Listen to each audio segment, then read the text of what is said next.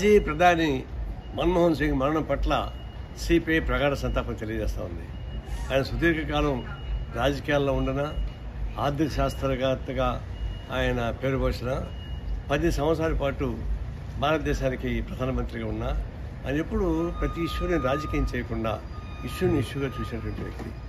ఒక విధంగా చెప్పాలంటే సింపుల్సిటీ, ఆదర్శవంతమైనవాడు, అన్ని రాజకీయ పార్టీల యొక్క అభిప్రాయాలని మన్నించేవాడు, ప్రేమించేవాడు, ప్రజాస్వామ్యం పట్ల మంచి భక్తి ఉన్నవాడు. అట్లాగే ఎకానమీ జీడిపి గ్రోత్ పెరగాలని చెప్పేసి 10 to 11%, 12% దాకా తీసుకోవాలని చెప్పేసి చాలా కోరుకున్నాడు. అలాంటి భారతదేశ అభివృద్ధి కోసం తపన పడినటువంటి మాజీ ప్రధాని మన్మోహన్ సింగ్ మరణం పట్ల ప్రగాఢ సంతాపాన్ని తెలియజేస్తున్నాం.